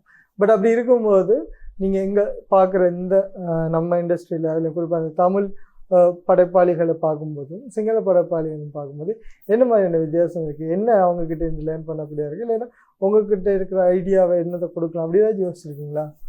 ஓகே, சிங்கள ஆடியன்ஸ் இப்போ சிங்கள டிரெக்டர்ஸா இருக்கட்டும், சிங்கள படங்கள் எடுக்கிற மோஸ்ட்லி வந்து இந்த ஸ்ரீலங்கா இந்த நாட்டையே சுத்தி வர மாதிரி இருக்கு. பட் போன 1978 நினைக்கிறேன், அப்போ எடுத்த என்னமோ ஒரு ஓல்ட் ஃபில்ம் ஒன்று என்னமோ ஃபிலிம் ஃபெஸ்டிவல் ஒன்றுல டெலிகாஸ்ட் பண்றாங்கன்னு நினைக்கிறேன். ஸோ அந்த மாதிரி சின்ன சின்ன படங்கள் மட்டும் 100ல் 1 100ல் 2 மட்டும் அந்த உலக அளவுல ரீச் ஆகுற மாதிரி சில படங்கள் இருக்குது. ஸோ அதுகளை தாண்டி சிங்கள இண்டஸ்ட்ரி வந்து ரொம்ப ஸ்ரீலங்காவே பேஸ் பண்ணி இருக்குங்கிறதான் என் ஐடியா. இந்தியா ஃபிலிம் அப்படி எடுத்துக்கிட்டோம்னா இந்தியன் இண்டஸ்ட்ரி வந்து வேர்ல்டு வைட டார்கெட் பண்ணி தான் எடுக்கிறாங்க. நார்மலா மகாராஜா படமா இருக்கட்டும், ஜப்பான்ல, சைனா எல்லா அந்த மாதிரி கண்ட்ரிஸ்ல எல்லாம் இப்போதைக்கு டெலிகாஸ்ட் பண்றாங்க. அங்கெல்லாம் ஃபில்மை போட்டு காட்டுறாங்க. மீன்ஸ் அந்த அளவுக்கு அங்கேயே ஒர்க் ஆகி இருக்கு. எவ்வளோ அதாவது ஆடியன்ஸுங்கிறது ஒரு கண்ட்ரில டிஃப்ரெண்டா தானே இருப்பாங்க. ஸோ அங்க போற அளவுக்கு ஆடியன்ஸ், அதாவது அங்கேயே ஒர்க் ஆகுற மாதிரி ஒரு படம் இருக்குன்னா ரொம்பவே அங்கிட்டு வந்து இந்தியாவில வந்து டார்கெட் பண்றது வேர்ல்டு வைட் ஆடியன்ஸ் தான் அப்படிங்கிறது தான் என் கருத்து. அப்ப இங்க இருக்கிற படம் வந்து இப்ப ரீசெண்ட் டைம்ல எதுவும் போகலன்னு சொல்லல. அங்கிட்டு இங்க வந்து நார்மலா நிறைய படம், இப்ப நெலுங்குள்ள படமா இருக்கட்டும், நீங்க சொன்ன மாதிரி முதல்ல சொன்ன மாதிரி ஸ்ரீலங்காக்கு வந்து ஒர்க் ஆகும். நெலுங்குள்ளனா என்னன்னு தெரியும், அதை எதை பேஸ் பண்ணி போக போகுது அப்படிங்கிற ஒரு விஷயம் ஐடியாவை எடுத்துடலாம். ட்ரெய்லர் பார்க்கும் போது, படத்தை பார்க்கும் போது விளங்கிடும். ஸோ இதுவே இந்தியாவில போயிட்டு பண்ணாங்க, பெருசுன்னு அதை பண்ணாங்க. பட் அதை வந்து ரொம்பவே மாத்தினாங்க. அந்த கல்ச்சருக்கு ஏத்த மாதிரி ரொம்பவே மாத்தி கல்ச்சர் அப்படின்ற விஷயம் மாறும். சரியா? முதல் விஷயம். ரெண்டாவது நீங்க சொன்னீங்க இங்க இருக்கிற படம் சிங்கள படம் இதுக்குள்ளதான் இருக்கு அப்படின்னு. அப்ப இன்னும் தேடல் வேணும் அப்படின்னு ஒரு விஷயம் இருக்கு. ரீசெண்ட் டைம்ல சிங்கள படம் எத்தனை படம் வந்து வேர்ல்டு வைட்ல ரீச் ஆகி போயிருக்கு. குறிப்பா எத்தனை ஆர்ட் டிரெக்டர்ஸ் வந்து இவ்வளவு படங்கள் கொண்டு போயிருக்காங்க. நிறைய விஷயம் நம்ம இன்னும் பேச வேண்டி இருக்குது. ரேபிட் ஃபயர் பார்த்து உனக்கு பிடிச்சதெல்லாம் சொல்ல போறீங்க. சரியா? Favourite hero? விஜய் சேதுபதி. ஆமா சொல்லிட்டேன். Favourite heroine? ஹீரோயின் நயன்தாரா. எல்லாரும் பிடிக்கும்ல? எல்லாரும் பிடிக்கும். Nayanthara. Okay. Favourite singer? Pradeep Kumar sir. Favourite music director? Santhosh Narayan sir. Santhosh Narayan. Okay. அதே மாதிரி ஃபேவரட் பிளேஸ், நம்ம மைண்டுக்கு ரிலாக்ஸாக இருக்குன்ற ஒரு ஃபேவரட் பிளேஸ் ஸ்ரீலங்காக்குள்ளயா? எங்க? நோரிலையா? ஓகே. சரி. பண்ணுனா ஃபர்ஸ்ட் நான் தான் இப்படி ஒரு விஷயம் பண்ணியிருக்கேன் அப்படின்றது நீ நினைக்கிற ஒரு விஷயம். பண்ணுனா நான் தான் ஃபர்ஸ்ட் பண்றேன் அப்படின்னு நீங்க இண்டஸ்ட்ரி ஃபீல்ட்ல எது வேணாம். இண்டஸ்ட்ரி ஃபீல்ட்ல சொல்ல போனேன்னா நான் லீனியர்ல ஒரு ரொமான்டிக் ஃபிலிம் பெருசா வந்திருக்காது. ரொமான்டிக்ல தான் ஒர்க் ஆகி இருக்காது அப்படின்னு சொல்ல வர. நான் லீனியர்ல ரொமான்டிக் ஃபிலிம் ஒர்க் ஆகி இருக்காது. ஒரு 30 மினிட்ஸ்ல பண்ணி இருக்கோம் அப்படிங்கிற ஒரு இது இருக்கு என்கிட்ட. ஸோ அது ஒரு மெயின் ஹைலைட்டா இருக்கும் என் கேரியர்ல. அதே மாதிரி பெஸ்ட் ஒரு மோட்டிவேஷனல் பார்ட்னர் எங்கேயாச்சும் சோர்ந்து இது பண்ணணுமா அப்படின்னு யோசிக்கும் போது இல்லை மச்சான் உன்னால முடியும், இல்லைன்னா உங்களால முடியும், இந்த மாதிரி சொல்ற ஒரு மோட்டிவேஷனல் பார்ட்னர் யாரு? அது ஒவ்வொரு ப்ராஜெக்ட்லயும் மாறும். பட் சல்மான் இருப்பா எல்லா ப்ராஜெக்ட்லயும். சல்மான் அவரை பிடிச்சி அவன் ஓரளவுக்கு மோட்டிவேட் பண்ணுவான். ரோஸ் பண்ணியாச்சும் நீ மோட்டிவேட் பண்ணிடுவான். சோ ஏசுற மாதிரி சரி மோட்டிவேட் பண்ணி எனக்கு அது புரிஞ்சிடும் கட்டத்துல. ஓகே என்னத்த சொல்ல வரான்னு சரின்னு நாங்க திரும்ப ஃபயர் ஆகி இறங்கிடுவோம். Okay. Role model? Role model role மாடல்னா இந்த மாதிரி ஓகே நமக்கு இந்த மாதிரி ஒருத்தர் இருக்கும். என்னதான் ஒரு டைரக்டருக்கு வந்து ஒரு ரோல் மாடல் இருப்பாரு அந்த மாதிரி. கண்டிப்பா எனக்கு எல்லா டைரக்டரும் பிடிக்கும். பட் மணிரத்னம் சார் வியப்பா பாக்குற டைரக்டர் அவர் தான். சரி, உன்னோட லட்சியம் கனவு தான் என்ன? எல்லாருக்குமே வந்து ஒரு கனவு ப்ராஜெக்ட் இருக்கும். அந்த மாதிரி உங்களுக்கு கனவு? Feature film. அது என் பேரு written and directed by Brian. கைத்தட்டல்கள் இல்ல அது ஓகே. ஆனா பட் ஒரு கனவு ப்ராஜெக்ட்ன்றது இந்த மாதிரி ஒரு கனவு இல்லை. இந்த மாதிரி ஒரு பாகுபலி பண்ணியிருக்காங்கல்ல தெலுங்குல, அதே மாதிரி தங்கல் இருக்கு. இந்த மாதிரி நிறைய விஷயம், நிறைய படம் இருக்கு. நீங்க சொன்னது மகாராஜா படம் கூட. இந்த மாதிரி எனக்கு இப்படி ஒரு ப்ராஜெக்ட் பண்ணணும் அப்படின்னு ஒரு கனவு இருக்கு. அப்படின்னு கமர்ஷியலான ஒரு ஆர்ட் ஃபிலிம் தான். ஸோ கமர்ஷியல் ஆடியன்ஸுக்கும் ஒர்க் ஆகிற, ஆர்ட் பார்க்குற ஆடியன்ஸுக்கும் ஒர்க் ஆகிற மாதிரி ரெண்டும் பேலன்ஸ் ஆகிற மாதிரி ஒரு நல்ல ஒரு ஃபிலிம். சரி, ஓகே. உங்க பெஸ்ட் ஃப்ரெண்ட்ஸ்? பெஸ்ட் ஃப்ரெண்ட்ஸா? பெஸ்ட் ஃப்ரெண்ட்ஸ்லாம் பெருசா யாரும் இல்லை. தனிமையா தான் இருப்பேன். நான் தனியா தான் இருப்பேன். தனிமை ரொம்பவே பிடிக்கும். ஸோ ஃப்ரெண்ட்ஸ் பெஸ்ட் ஃப்ரெண்ட்ஸ் அப்படிலாம் பெருசா யாரும் இல்லை. சரி, ஓகே. அதே மாதிரி வெளிநாட்டு படம், இந்தியன் ஃபிலிம்ஸை தவிர்த்து வேற நீங்க பார்த்து ரசிச்ச ஒரு படம்? இந்தியன் ஃபிலிம்ஸை தாண்டி வேற ரசிச்ச படங்கள் அமெரிக்கா, அதாவது ஹாலிவுட் லெவல்ல போனோம்னா எல்லாருக்கும் பிடிக்கும். கிறிஸ்டோபர் நோலன் அவரோட ஃபிலிம்ஸ் ரொம்பவே பிடிக்கும். ஸோ ஜாக் ஸ்னைடர் அவரோட ஃபிலிம்ஸும் ரொம்பவே பிடிக்கும். கடைசியா நம்ம கிறிஸ்டோபர் நோலனோட ஓப்பன்ஹைமர் வந்துச்சு. ஸோ அது ஒரு மாதிரி வியப்பா தான் பார்த்தேன். என்ன பண்ணியிருக்காரு, புதுசா ட்ரை பண்ணிட்டே இருப்பார். அவர் மாதிரி தான் ஏதாச்சும் ட்ரை பண்ணணும் அப்படிங்கிறது ஆசை. சரி, அதே மாதிரி உங்களுக்கு அதிகமா கோபம் வர மாதிரி கேட்குற கேள்வி? அதான் நீங்க முதல்ல கேட்டீங்கன்னு ஒரு கேள்வி, ஏன் இதெல்லாம் டைம் வேஸ்ட் பண்றதுக்கா பண்ணிட்டு இருக்கு, எதுக்கு டைம் வேஸ்ட் நான் பண்ணிட்டு கேட்கல, இருக்க, அவங்க யாரோ எல்லாம் ஆடியன்ஸ், கேட்டாங்க. அதுதான் ஆடியன்ஸ் கேட்பாங்க, எதுக்கு சும்மா ம். டைம் வேஸ்ட் பண்ணிட்டு இருக்க, உருப்படி ஏதாச்சும் பண்ணிட்டு இருக்கலாம்ல. ம். பட் அதுக்கான பதில் எனக்கு தானே தெரியும். ஸோ எல்லாருக்கும் போயிட்டு பதில சொல்லிக்கிட்டு முடியுமா, போஸ்டர் அடிச்சு ஒட்டிக்கிட்டு இருக்க எல்லா இடத்துலயும். ஸோ அந்த மாதிரி கேள்வி கேட்கும் போது ஓரளவுக்கு கோவமாயிரும். சரி, ஓகே. நீங்க திடீரென்று தூங்குறீங்க, கண் முழிச்சு பார்க்கும்போது விஜய் சேதுபதி படத்துல இருக்கிறீங்க. அப்போ ஃபர்ஸ்ட் விஜய் சேதுபதி கிட்ட என்ன மாதிரி ஆக்ட் பண்ணீங்க, இல்லை என்ன பேசுவீங்க? அவர்கிட்ட என்ன பேசுறது, இண்டஸ்ட்ரி ஃபீல்ட் பத்தி தான் பேசுவேன். ஃபர்ஸ்ட் வார்த்தை என்ன? ஃபர்ஸ்ட் வார்த்தை அண்ணான தான் கூப்பிடுவேன். அண்ணா விஜய் சேதுபதி அண்ணா எப்படி இருக்கீங்கன்னா பேசிட்டு அவரோட ஃபில்மோகிராஃபி பத்தி பேசிட்டு என் ஐடியாஸையும் சொல்லுவேன் கண்டிப்பா. ஓகே. அதே மாதிரி நீங்க விரும்பி அதிகமா இந்த சாப்பாடு இல்லை பிடிக்கும், இல்லைன்னா இந்த விஷயம் பிடிக்கும் அப்படின்ற உங்களுக்கு பிடிச்ச ஃபேவரட் ஃபுட் அல்லது டிசர்ட் ஏதாச்சும்? ஃபுட் எடுத்துக்கிட்டோம்னா கொத்து எல்லாருக்கும் பிடிக்கும். இலங்கையில வாழ்றீங்கன்னா கொத்துங்கிறது ஒரு தேசிய உணவா மாறிடும். ஆமா. சரி, okay bro, thank you so much. இன்னும் நிறைய இருக்கு, பட் ஓகே, ரொம்ப கஷ்டப்படுத்த வேணாமே அப்படின்றத. சரி, மியூசிக் அதே மாதிரி இந்த சினிமா இந்த ஃபீல்டெல்லாம் வந்து நமக்கு இந்த இண்டஸ்ட்ரிக்குள்ளே எல்லாமே கலந்து போக வேண்டியது. ஆயக்கலைகள் 64 வந்து மேக்சிமம் ஒரு ஃபீல்டுக்குள்ளே தெரிஞ்சிருக்கணும் அப்படின்ற மாதிரி. ஸோ உங்களோட படத்தில் ஒரு பாடல் இல்லைன்னு சொன்னால், பாட்டு பாடணும் அப்படின்னு சொன்னால், யாராவது உங்களுக்கு தெரிஞ்சவங்க இல்லைன்னா இன் ஃபியூச்சரில் வர படங்களுக்கு இந்த மாதிரி மியூசிக் பண்ணுறது இல்லை, இங்கே இருக்கிறவங்களுக்கு வாய்ப்பு கொடுக்கணும் அப்படின்ற ஒரு சந்தர்ப்பம் வந்தால் அதுக்கான வாய்ப்புகள் எல்லாம் இருக்கா? கண்டிப்பா.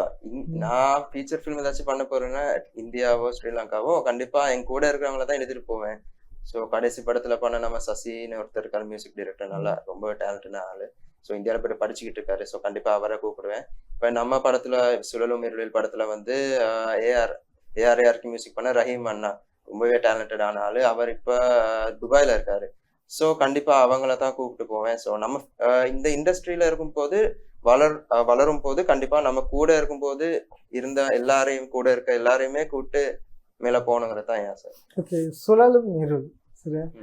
பேர் வந்து ஏன் இப்படி ஒரு பேர்? நீங்கள் ஆரம்பத்தில் கதை இதுக்காகத்தான் பார்க்கணும்லாம் சொல்லிங்க, பட் பேர் செலக்ட் பண்ணும்போது நமக்கு அது வந்து கதையோட ஒத்து போகிறதாகவும் இருக்கும், சிலது வந்து ஒரு ஃபேண்டஸியாக கூட யூஸ் பண்ணலாம்.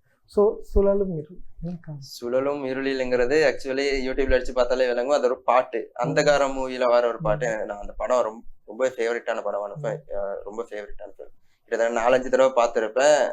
அர்ஜுன் தாஸுக்காக பார்த்தேன், அதுக்கப்புறம் இன்னொரு ஆக்டர் அவருக்காக பார்த்தேன், டிரெக்டர் விக்னராஜன் சாருக்காக பார்த்தேன். ஸோ அந்த மாதிரி 4-5 தடவை பார்ப்பேன். ஹீரோயினுக்காக ஒரு தடவை பார்த்துட்டு, ஏன்னா ஒரு விஷயமும் நோட் பண்ண மாட்டோம். ஃபர்ஸ்ட் டைம் பார்க்கும்போது ஒரே இதுதான் பார்த்துருப்போம். ஃபர்ஸ்ட் டைம் பார்க்கும்போது அர்ஜுன் தாஸ் நல்லா ஆக்ட் பண்ணியிருக்காருப்பா அப்படின்னு. அப்புறம் அடுத்து வினோத்தனா, அவர் நல்லா ஆக்ட் பண்ணியிருக்காரு. அதுக்கப்புறம் டிரெக்டர், இப்படி ஒரு கண்ணோட்டத்துல தான் எடுத்திருக்காரா. ஒவ்வொரு தடவை பார்க்கும் போதும் ஒவ்வொரு விஷயம் நம்ம லேர்ன் பண்ணிடும். அப்போ ஒரு படத்தை 4 வாட்டி பார்க்கணும்ன்றீங்க, அந்த அளவுக்கு வேர்த்தா இருக்கும் சில படங்கள், சில மூவிஸ். ஸோ அந்த மாதிரி பார்ப்போம்.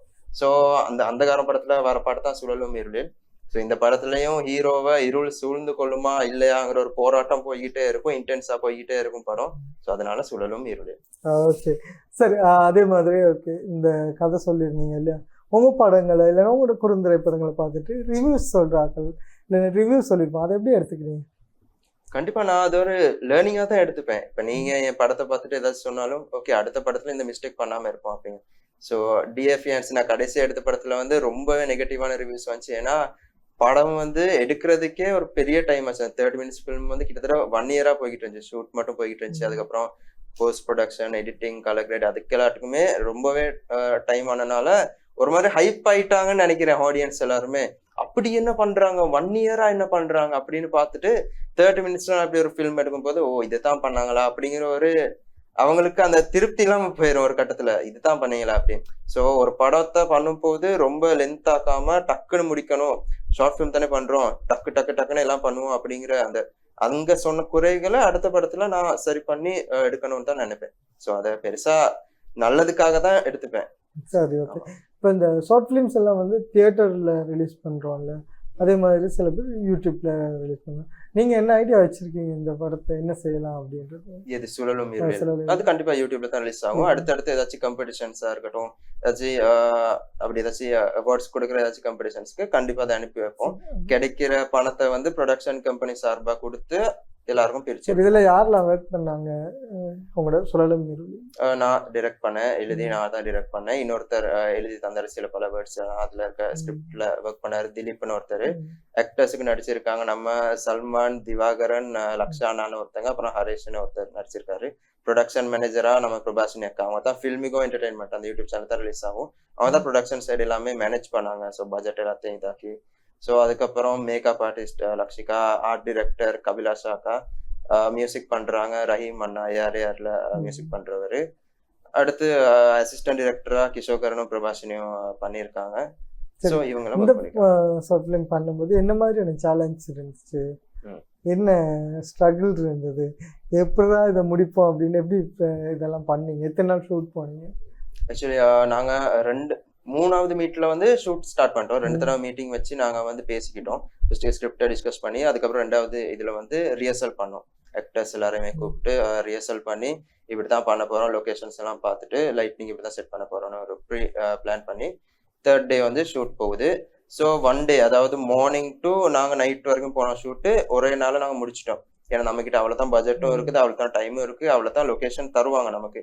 ஸோ அதுக்குள்ள டக்கு டக்கு டக்கு டக்கு டக்குன்னு எல்லாமே பண்ணி ஸோ அதுக்கெல்லாம் நிறைய ப்ரீ பிளானா இருக்கணும். ஏன்னா ஒரு விஷயம் சொதப்புனாலும் படமே சொதப்புற மாதிரி தான். ஸோ அதுக்காக ஒரே நாள் நாங்க ஃபுல்லா ஷூட்டை முடிச்சுக்கிட்டோம். ஸோ இதுல வந்து என்ன சேலஞ்சஸ் வந்துச்சுன்னு கேட்டீங்கன்னா, டைம் அண்ட் பட்ஜெட் தான் இங்க இருக்க பிரச்சனை. ஸோ ரொம்பவே சேலஞ்சிங்கான விஷயம். பட் டீம் ஒர்க்கா இருந்து எல்லாம் பண்ணும்போது எல்லாருமே ஒரு குறிக்கோளோட இதை பண்றோம் அப்படின்னு ஒரு நம்பிக்கையோட பண்ணும்போது டக்குன்னு முடிச்சுக்கிட்டோம். சேலஞ்ச சரியா ஃபேஸ் பண்ணி ஓரளவுக்கு. ரிஹர்சல் எல்லாம் போனீங்களா? கண்டிப்பா. ஆமா, இல்ல ரிஹர்சல் போனீங்க? ஆமா போறோம். ஓகே, ரிஹர்சல் பண்ணும்போதே நம்ம தெரிஞ்சிருக்கோம், ஓகே இது வருது இவ்வளவுதான், இல்லைன்னா இந்த கேரக்டர் இவ்வளோ கொடுத்தா பண்ணும், இவ்வளோ வெயிட்டை தாங்கும் கேரக்டர்ஸ் அப்படின்னு. சரி, அப்படியான இதுகளை சூஸ் பண்ணியிருப்பீங்க தானே சார் டிரெக்டரா? சரி, டிரெக்டர் ஆகும்போது இங்கே நிறைய சிக்கல் இருக்குது. நான் ஆரம்பத்திலேயே சொல்லியிருந்தேன், the captain of the ship அப்படின்னு வரும்போது இங்கே இருக்கிற அந்த அவ்வளோ டிபார்ட்மெண்ட் நம்ம ஒரு ஆளுடைய பொறுப்புலேயே இருக்கும். ஸோ அந்த சேலஞ்ச் எப்படி இருக்கு? ரொம்ப ரிஸ்கியான ஒரு விஷயம் தான் இந்த டிரெக்டருங்கிற ஒரு விஷயமே. நாளைக்கு பின்னுக்கு படம் வந்து ஏதாச்சும் சொதப்புனாலும் டிரெக்டர் தான் போட்டு அடிப்பாங்க. ஆக்டர்ஸையும் தாண்டி யாரு டிரெக்ட் பண்ண, யாரு எழுதினா, யாரா பண்ணி வச்சிருக்காங்க, ஆமா யாரா இந்த வசனம் யார் எழுதி கொடுத்தா யாரா இவனுங்கிற மாதிரி தான் ஆயிரும். ஸோ டிரெக்டருங்கிறது ரொம்ப ரிஸ்கியான ஒரு விஷயம் தான். ஸோ அது வந்து எப்படி சொல்ற, டீம் ஒர்க்கா எல்லாருமே சேர்ந்து பண்ணும்போது, எப்படி சொல்ற, ஃப்ரெண்ட்லியா டீம் ஒர்க்கோட பண்ணும்போது கண்டிப்பா என்னனாலுமே பண்ணிக்கலாம் படத்துல. சரி, வாழ்த்துக்கள். என்ன நிறைய ஃபியூச்சர் ஃபிலிம் பண்ணணும், அதே மாதிரி இங்கே இண்டஸ்ட்ரியில நிறைய சப்போர்ட் பண்ணணும். நீங்கள் வளர்ந்து வர கலைஞர்கள் இன்னும் பல படங்கள். சரி, இப்போதைக்கு 7 குறுந்திரை படங்கள் நீங்கள் பண்ணியிருக்கீங்க, முடிஞ்சது. அடுத்து ஃபியூச்சர் ஃபிலிம் எப்போ பண்ண போறீங்க? இன்னும் நிறையவே லேர்ன் பண்ண வேண்டி இருக்குது. நீங்களும் நிறைய விஷயம் எனக்கு சொல்லி கொடுத்தீங்க. ஸோ அதெல்லாம் வச்சு நிறையவே லேர்ன் பண்ணி கண்டிப்பா ஒரு ஃபீச்சர் ஃபிலிம் வந்து எடுத்து கண்டிப்பா டான் டிவில நாங்க ப்ரொமோட் பண்றோம் அந்த ஃபீச்சர் ஃபிலிம். நாங்க எப்பவுமே வந்து இளைஞர்களுக்கு வாய்ப்பு கொடுப்போம், அதே மாதிரி நிறைய கலைஞர்களுக்கான சந்தர்ப்பம் நிச்சயம் இருக்கு. சரி, நீங்க சேலஞ்சா இங்க இந்த படங்கள் யூடியூப்லயா இல்லைன்னா தியேட்டரோ ஏதோ ரிலீஸ் பண்ணும்போது சேலஞ்சா நீங்க பாக்குறது என்ன? நம்ம நினைப்போம், ஓகே இந்த படம் போட்டா மில்லியன்ஸ் வியூஸ் போகும், இல்லைன்னா மில்லியன்ஸ்ல வந்து ரீச் ஆகணும் அப்படின்னு. பட் அந்த மாதிரியான விஷயங்கள் வாரதுன்றது ரொம்ப கஷ்டப்பட வேண்டியது. ஸோ அதை பத்தி என்ன நினைக்கிறீங்க? ப்ரொமோஷன்ஸ் தான் மோஸ்ட்லி. ஒரு படம் எடுக்கிறத விட அதை எப்படி என்கேஜிங்கா, இப்போ அந்த ஒரு படம் வந்திருக்குங்கிறத 4 பேருக்கு கொண்டு போய் சேர்க்கறது ரொம்பவே கஷ்டமான ஒரு விஷயம் தான். அது ஷார்ட் ஃபில்மா இருக்கட்டும், ஃபீச்சர் ஃபில்மா இருக்கட்டும். ஸோ இப்போ நீங்க நிறைய விஷயம் எனக்கு சொன்னீங்க தானே. ஸோ அதுகள் கூட எனக்கு பெருசா தெரியாததுக்கு காரணம், பெருசா ப்ரொமோஷன்ல ரீச் ஆகாததுக்கு காரணமே அதுதான். ஸோ அந்த ப்ரொமோஷன்ங்கிற ஒரு விஷயம் வந்து ரொம்பவே முக்கியம். ஸோ ரொம்பவே சேலஞ்சிங்கான ஒரு விஷயம் நம்ம ஸ்ரீலங்கால. ஸோ சினிமா இண்டஸ்ட்ரி வந்து இப்போதான் வளர்ந்து வந்துட்டு இருக்கு. சிங்கள சினிமா ரொம்பவே வளர்ந்துருச்சு. தமிழ் சினிமா இண்டஸ்ட்ரி ஸ்ரீலங்கால கொஞ்சம் கொஞ்சமா வளர்ந்துகிட்டு இருக்குது. ஸோ அதை பார்க்குற ஆடியன்ஸை கண்டுபிடிக்கிறது ரொம்பவே கஷ்டம். அதுதான் இங்க இருக்க பெரிய சேலஞ்ச். நிச்சயமா தொடர்ச்சியா நீங்க நிறைய படங்கள் பண்ணி கட்டாயம் எங்களுக்கு வந்து டிக்கெட் கொடுங்க சுதர்ஷினி. நிச்சயமா நாங்களும் வந்து திரையில கட்டாயம் பார்க்கறதுக்கு வாழ்த்துக்கள். இன்னும் உங்க முயற்சிகள் தொடரணும். நன்றி. இறுதியா நிகழ்ச்சி நிறைவு செய்யணும், ஏதாவது சொல்ல இருக்கீங்களா? இறுதியா சொல்லணும்னா டான் டிவிக்கு ரொம்ப நன்றிகள். இதுக்கு முன்னுக்கும் கடைசியா என் படத்துக்கும் ப்ரோமோட் பண்ணி தந்தாங்க டான் டிவி. ஸோ அவங்க வந்து இந்த மாதிரி வளர்ந்து வர நிறைய கலைஞர்கள், அதாவது ஷார்ட் ஃபிலிம் டிரெக்டர்ஸ், ஆக்டர்ஸா இருக்கட்டும், இதுக்கு முதல் ஷோல இசையமைப்பாளர்கள், பாடகர்கள் எல்லாருக்குமே நிறைய வாய்ப்பு கொடுத்து அவங்களோட மூஞ்சிய 4 பேருக்கு கொண்டு போய் சேர்க்கறதுக்கு இந்த டான் டிவி ரொம்பவே கஷ்டப்படுறாங்க. ஸோ ரொம்ப பெரிய நன்றிகள். இந்த மாதிரி அவங்க வளராம அவங்களும் வளர்ந்து அவங்களோட சேர்ந்து இருக்கிறவங்களையும் வளர வைக்கிற ஒரு நல்ல ஒரு ப்ரோக்ராம் தான் நீங்க பண்ணிக்கிட்டு இருக்கீங்க. ஸோ கண்டிப்பா உங்களுக்கும் நன்றிகள், டான் டிவிக்கும் ரொம்ப பெரிய நன்றிகள். ரொம்ப நன்றி. இங்கே வருகை தந்து உங்களோட நேரத்தை இந்த பிஸி ஷெடியூலில் கூட இங்கே வருகை தந்தமைக்கு. சரி, தொடர்ச்சியாக இன்றைய நிகழ்ச்சியில் எம்மோட இளம் படைப்பாளி பிரைன் வந்து இணைஞ்சிருந்தார். அதே மாதிரி இன்றைய நிகழ்ச்சியில் ஒளிப்பதிவில் ஈடுபட்ட சுதர்சினி, திவாகர், சஞ்சய் ஆகியோருக்கும் இந்த நேரத்தில் நன்றியை குறிக்கொண்டு மற்றும் ஒரு காஃபி வித் பிரமுகரில் இன்னும் ஒரு ஆளுமையோட சந்திக்கும் ஒரு விடைபெறும் நான். நன்றி, வணக்கம்.